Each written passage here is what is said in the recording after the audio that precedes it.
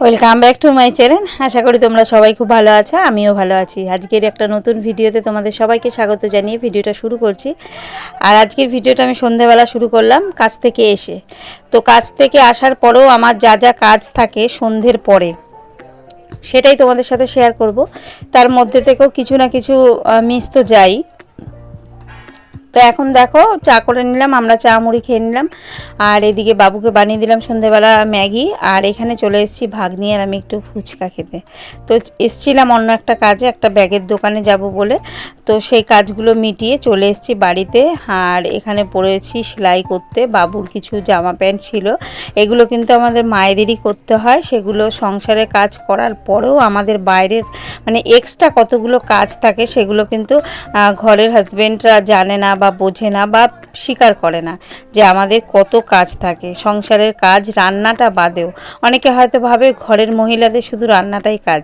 আর আমার মতো যারা বাইরে কাজে যায় তারা তো জানে যে কতটা তাদের কাছে পরিশ্রম সংসারের সমস্ত কাজ, ঘরের এ টু জেড সামলে বাইরে কাজ করা। তো আমি দেখো বাইরের কাজ থেকে চলে এসেছি, তারপরে যেই কাজগুলো করলাম সেটা তো তোমরা দেখতেই পেলে। এখন আমি উঠে ঘরটা ঝাঁট দিয়ে নিচ্ছি। আর তারপরে সন্ধেবেলা যা বাসন ছিল সেই বাসনগুলোও মেজে নিচ্ছি, সেটা তোমাদেরকে দেখানো হয়নি। তো সন্ধেবেলা বেশ কিছুটা বাসন থাকে, সেটা চায়ের বাসন। তোমাদের দাদা এসে খাওয়া দাওয়া করে, তোমাদের দাদা কাছ থেকে এসে খাওয়া দাওয়া করতে করতে সময় বেজে যায় প্রায় ধরো 4:30 পৌনে 5টা। তো সেই সময় আর আমি বাসনটা মাজা হয় না, যেহেতু আমি কাজে যাই।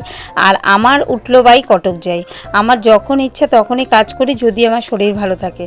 তো ঘর ঝাড়তে গিয়ে দেখলাম যে গ্রিলগুলো ভীষণ ময়লা হয়ে আছে। তো সেখান থেকে গ্রিলগুলো আবার একটু মুছে নিলাম। তো কাজ করার ইচ্ছে থাকলে না সময়ের দিকে কোনো কিছু ধ্যান নেই, সে যখন খুশি তখনই সব কাজ শুরু করতে পারা যায়। আর একটা জিনিসে আমাদের একটু সমস্যা, সেটা হচ্ছে জল।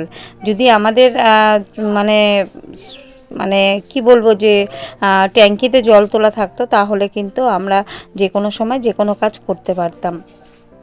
এরপরে দেখো বাসন মেজে চলে এসেছি ঘর ঝাড় দিয়ে আটা মাখার জন্য, রাতে রুটি করার জন্য। ওই যে বললাম যে সন্ধ্যের পরেও যা যা কাজগুলো থাকে সেটাই তোমাদের সাথে শেয়ার করছি। আর সন্ধ্যে পুজোটা যেহেতু আমি দেইনি, সেটাই তোমাদের সাথে শেয়ার করিনি। আমি কাজে ছিলাম, তখন তোমাদের দাদা সন্ধ্যে পুজো দিয়ে দিয়েছে। আর এখানে দেখো আটা নিয়ে নিচ্ছি, এখন আটা মাখবো রুটি করার জন্য। তো তোমরা সাথে থাকো, ভিডিওটা আশা করছি ভালো লাগবে।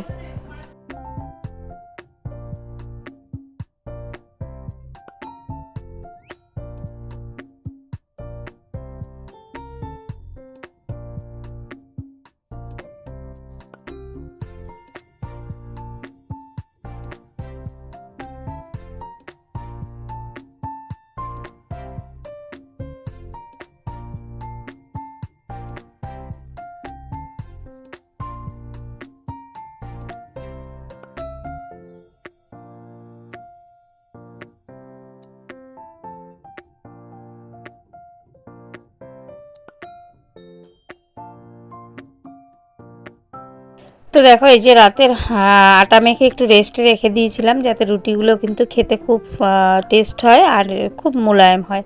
আর রাতে বানাচ্ছি এখানে সুজি। আজকে যেহেতু শুক্রবার, আজ শুক্রবার মানেই আমাদের নিরামিষ। তো সকালে আজকে পনির রান্না করেছিলাম, আর সাথে করেছিলাম পনির করেছিলাম, আর ডাল করিনি, পটল পোস্ত করেছিলাম, শাপলা বটি করেছিলাম। তো সেই কারণে পনির আছে। আর এখানে একটু বাঁধাকপি আমার যা দিয়েছিল সেটা তোমরা দেখতেই পাবে। রাতে রাতে বাঁধাকপি খেয়েছিলাম। আর এখানে একটু সুজি বানিয়ে নিচ্ছি, তোমাদের দাদা বলছিল যে একটু তাহলে সুজি বানিয়ে নিও গরম গরম। আর এখানে একটু ঘি দিয়ে সুজিটাকে একটু ভেজে নিচ্ছি। আর চিনিগুলো বেশ ভিজে গেছে, এখন বর্ষাকাল বোধ হয় সে কারণে। তো বর্ষাকালে চিনি ভিজবে না এমন কোনো টিপস যদি কারো কাছে জানা থাকে, প্লিজ আমায় কিন্তু কমেন্ট করে জানিও। এই বর্ষাকালটা কিন্তু নুন আর চিনি দুটোই কিন্তু ভিজে যায়, ভীষণ সমস্যা হয়। আর এখানে দেখো এখন আমি রুটিগুলো ভেজে নেব।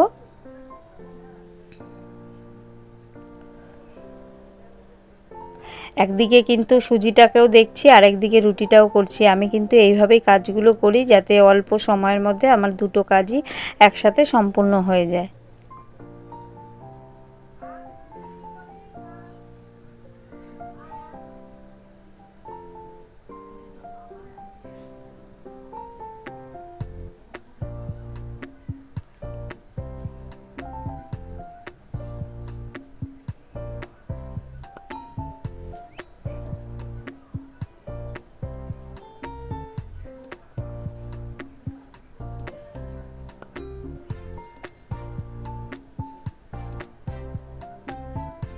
এইদিকে আমার সুজিটা কমপ্লিট হয়ে গেল। আমি কিন্তু গ্যাসটা বন্ধ করে দিলাম, গ্যাসের আগুনটা। আর এদিকে রুটিগুলোও কিন্তু হয়ে এসছে, দেখতেই পাচ্ছ একদম ফুলকো ফুলকো রুটি। আর আমার এই রুটিগুলো কিন্তু যেহেতু আটাটা মেখে একটু রেস্টে রাখা হয় আর বেলাটাও চারদিকে সমান হয়, তাই আমার রুটি কিন্তু প্রত্যেকটা রুটি এই একই রকমভাবে ফুলে ওঠে। আর এই যে দেখো, এদিকে একটু পনিরের তরকারি নিয়েছি আর নিয়েছি বাঁধাকপি আর সাথে আছে সুজি। তো আজকের ভিডিওটা তোমাদের কেমন লাগলো প্লিজ কমেন্ট করে জানিয়ে। আবারও দেখা হবে তোমাদের সাথে নেক্সট কোনো ভিডিওতে। তোমরা সবাই সুস্থ থেকো, ভালো থেকো। আজকের মতো টাটা। আর কেমন লাগলো তোমাদের আজকের ভিডিও প্লিজ কিন্তু কমেন্ট করো।